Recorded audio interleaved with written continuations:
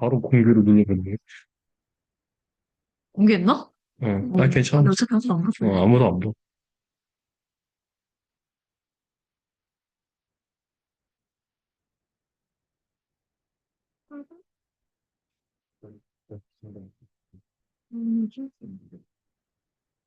응. 이거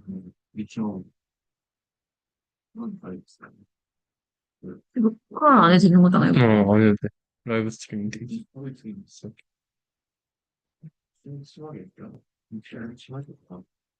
아, 화면 공유도 하고. 지금 이거 화면 2 응, 하고, 이거를, 응. 완성. 굿.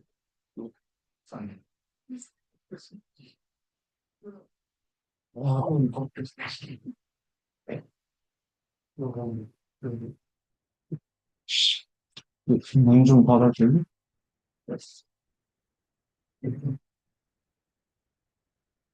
Okay, let me start my presentation. For today, I prepared a paper titled REMOE, fully differentiable mixture of expression with RELU routing. This paper was published on iClear 2025, and the author is associated in Tsinghua University. First of all, the reason I read this paper is because I'm currently research on mixture of experts, and specifically I want to research on mixture of experts router. So this paper is other approach with a vanilla mixture of experts. So I read it. First of all, I want to remind what is mixture of experts and what is the reason the vanilla mixture of experts on transformer model.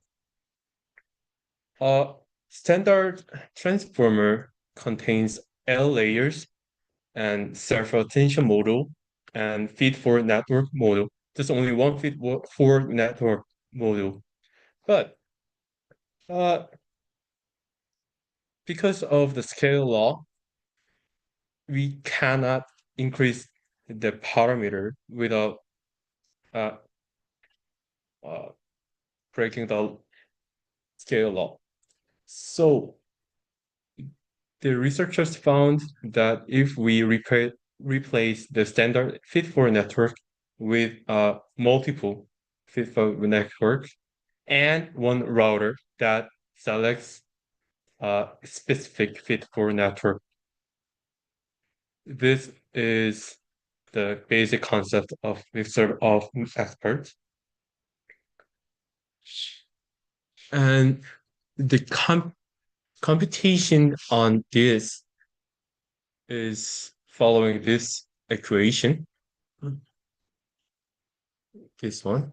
The output token y, TL, is computed via the routing function and it multiplies with the fit for network.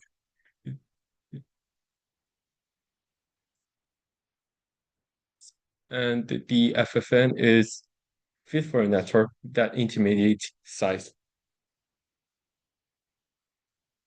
However, the current sparse mixture of experts have several limitations.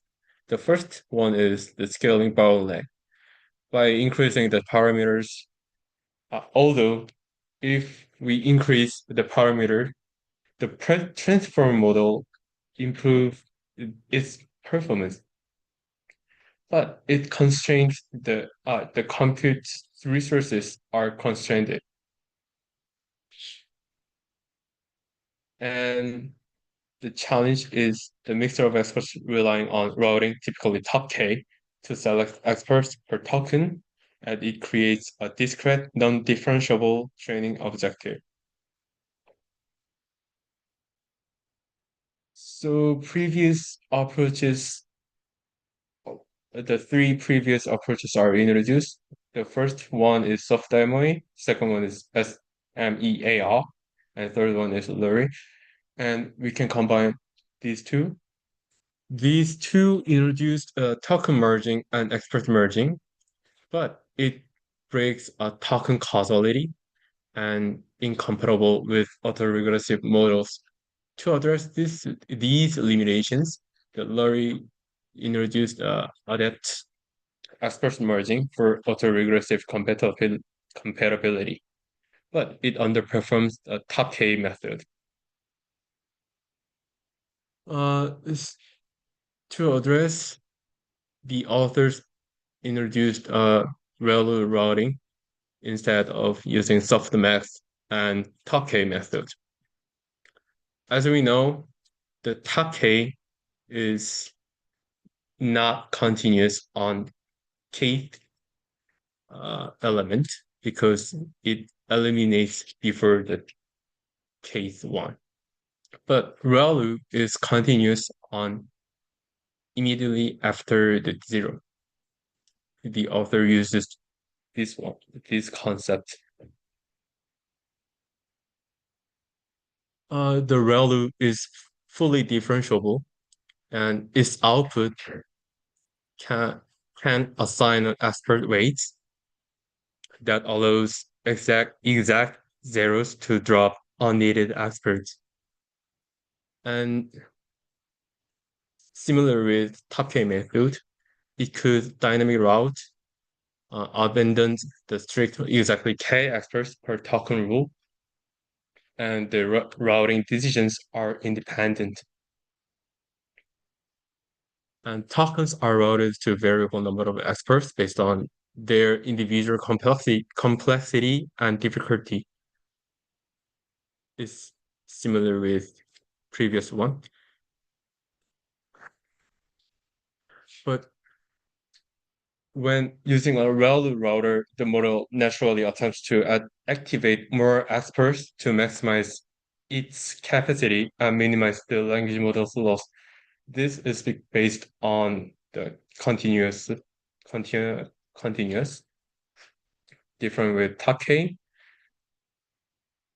and the lowers the overall sparsity and ruins the computational benefits of the mixture of experts architecture.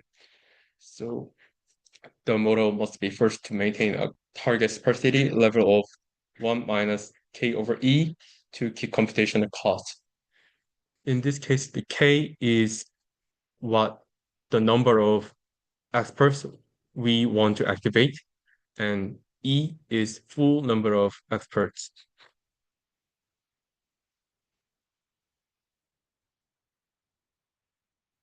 They use L1 regularization to counteract with the overactivation, and the full loss is language model loss plus lambda and regularization loss. The term regularization uses a L1 norm. ReLU outputs are always non-negative, and this term is simply the average of all router outputs. Based on this, the gradient takes the derivative of this loss as a constant penalty to the gradient of every non-zero router output, and it constantly pushing those weights towards zero. And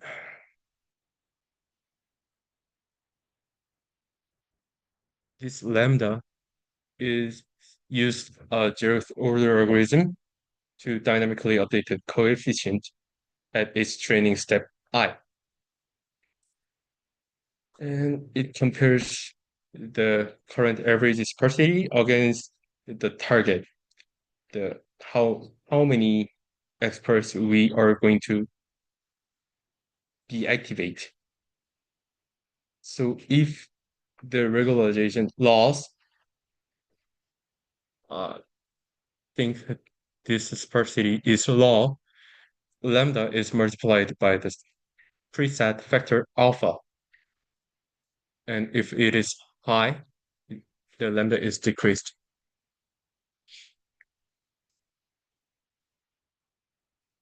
Uh, Due to the L1 norm and his strategy, it, after about 10,000 steps, it maintained this sparsity within 0.8751.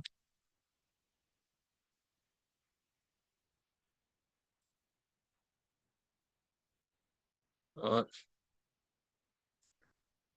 but it contains, but it appears several problems. The first one is load balancing. The MOE bottleneck. Some experts get overused while others are idle. It means if we select the router selects the experts, they prefer specific experts. So it occurs a bottleneck. And as you can see, this is really critical issue that leads to uneven compute distribution and routing collapse. And the L1 regularization treats the output for every expert and every layer equally. So the to apply a uniform penalty is makes router do nothing to prevent router from favoring specific experts. It worsens the load balancing problem. So to address this problem, they refined a non-differentiable weighting factor to the regularization loss. And the difference is just adding this FLE. The FLE is measures how often an expert is activated relative to the ideal target ratio.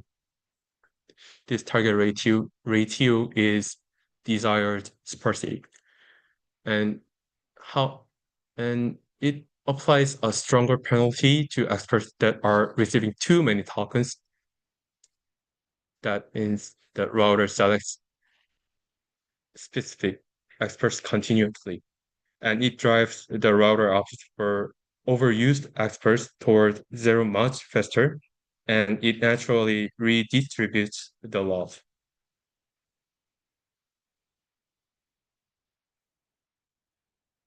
They used a three-stage training strategy. The first one is warm up. To warming up, they trained all the experts because and they their coefficient, the lambda, is really small. This is because to allow experts to rapidly diversify from their random initializations while the main language loss drops quickly. After that, the straight is to specify the stage. That means in previous stage, they activate all the experts, but in stage two, they do not activate all of it. They select the specific experts for each tokens. So the overall regularization term grows large enough to take effect of sparsify, and the RELU router being aggressively pruning the express activations, and to force further express specializations and drive sparsity straight up to the target without manipulating language model loss.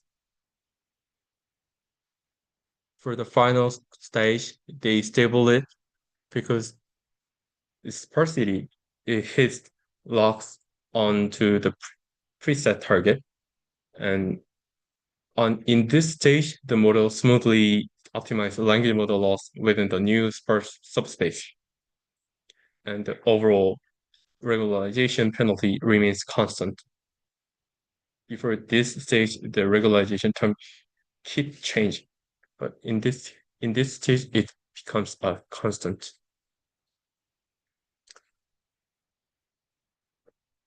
And during during this stage, the computational overhead is occurred during the stage 1 and stage 2, but it's really temporal thing because they just run these stages within hundreds.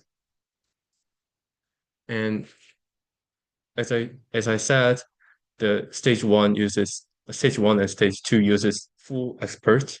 They uses lots of VRAM. So they used micro batching to reduce batch size during the first 100 steps, and activation checkpointing is used to discard intermediate activated expert results and recompute them dynamically during the backward pass to save virtual RAM. Uh, for the experiment, they compared with other routing methods. To set up, they activate the 182 million parameters and use 8 experts and activate only one. The baseline is DMOE easy hash Lorry sparse mixture v2. The DMOE is used a token choice droplets top K routing strategy, and EC is used expert choice top K routing strategy. Hash used deterministic hash routing. Lorry used a fully differentiable expert merging. And the last one used a top K with improved gradient estimation. The overall takeaway is that REMOE is the first fully differentiable routing method to actually surpass top K rather than trail it. Earlier differentiable approaches, like Lurie paid a quality cost for their differentiability, but REMOE delivered both differentiability and superior performance simultaneously. In this case, the average is the highest one on zero shot. And they estimated the scalability, which means active parameters. They active 182 million to 978 million, and the other one is same. And as you can see on this graph, it consistently achieves a lower validation loss than standard MOE, the blue one and orange one, across all model size. The performance gap between REMOE and MOE does not shrink as the model grows, and it provides that the maintenance its architectural advantage at larger scales.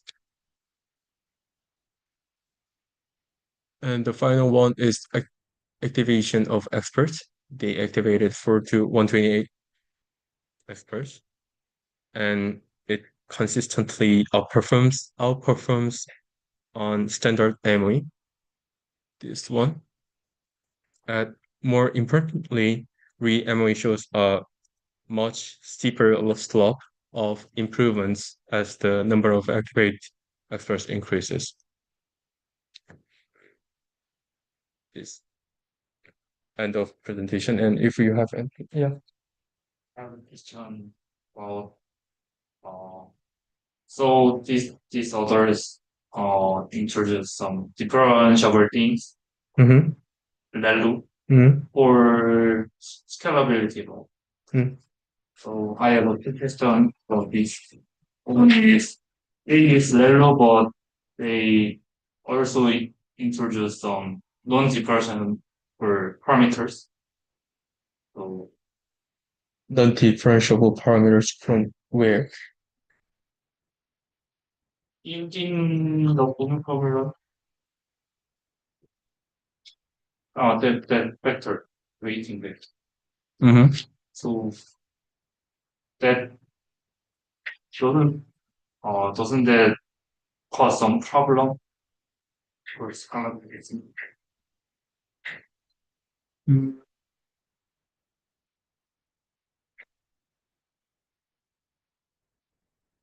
this is just weight, and actually this is not a function.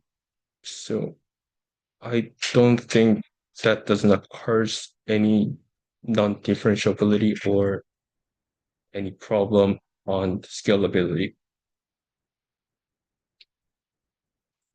What from my understanding.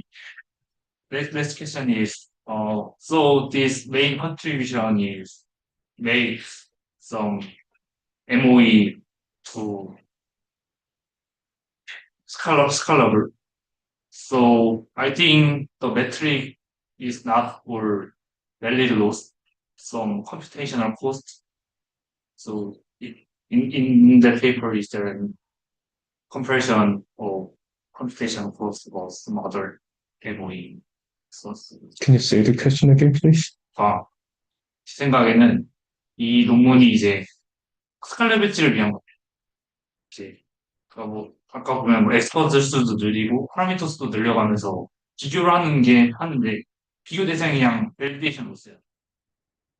근데 제 생각엔 그게 아니라 제 생각엔 이 메커니즘 자체가 좀 더 기존 탑K보다 렐루를 쓰고 그 렐루에다가 저 픽스도 하면서 훨씬 복잡해졌잖아.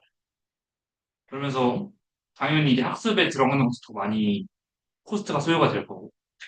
그래서 밸리데이션 로스가 낮아지는 결과는 단순히 그냥 그런 학습을 더 많이 해야 되니까 로스가 낮아진 게 아닐까라는 생각을 하는데.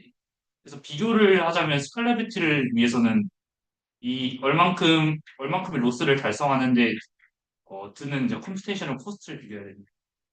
그러니까 그게 잘 이해가 안 돼. 이 논문이 이제 그 미분 불가능한 걸 미분 가능을 바꾸면서 스칼레비티를 늘리겠다라고 했는데 정작 설명하는 거는 이제 그런 의도가 아니라 단순히 그냥 성능이 좋아졌다 이러니까. 사실 그 트레이드오프에 대한 내용이 디스커션 섹션에 있어요. 근데 그 제가 정확하게 잘 이해를 못 해가지고 안 가져왔는데 일단은 저자들도 인정은 했습니다. 이게 결국에는 컴퓨테이션의 코스트를 꽤나 먹는 거를 인정을 했고 근데 하지만 일단 이 논문 자체의 목적이 기존의 타 K를 써서 K계 그 엑스퍼트만 사용을 하는 거를 방식을 채택을 했었는데 그거 말고 렐루를 채택을 해서 우리가 원하는 K계 엑스퍼트만 활성화를 하면서 성능 스케일은 좀 높이고 그다음에 just a sec. The main purpose of this paper is to replace the top case with value router and constantly choose a K experts. They just showing the way of use different one, differentiable and not using top K. Maybe that's it. 그러니까 이 논문이 주장하는 건 그러면 시간이 아니라 결국은 성능을 더 낮게 했다 인 거라는 거죠? 성능 임프로브에 대한 게 아니라 그러니까 보면은 애초에 성능도 막 별 차이는 안 나잖아요. 그래가지고 얘네도 막 그 논문을 보면은 성능이 막 엄청 좋아졌다 이게 아니라 이 정도는 한다 수준으로 호수를 하는 느낌이었고 어 그냥 이제 주로 탑K를 쓰던 거를 렐루로 바꾸면서 렐루 디퍼런셜을 하게 된 것도 K계 선택을 할 수 있고 로드 밸런스 충분히 유지할 수 있고 그다음에 우리가 원하는 K계만큼의 엑스퍼트를 추출할 수 있다를 보여준 거라고 저는 이해를 했습니다. 네, 단순히 임프로브에 대한 게 아니에요.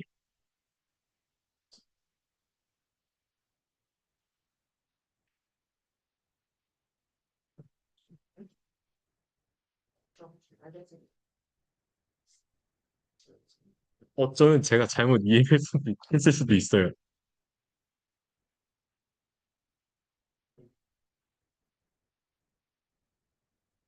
그럼 이 논문을 주장하는 그 컨트리뷰션은 뭐예요? 기존 소프트맥스 플러스 탁케이를 안 쓰고 렐루만으로도 K계 엑스퍼트를 선택을 할 수 있고 디퍼런셔블 한 걸로 스케일러빌리티를 올릴 수가 있다. 그거를 보여준 거? 그러니까 임프루브 했다가 아니라 가능하다를 보여줬다.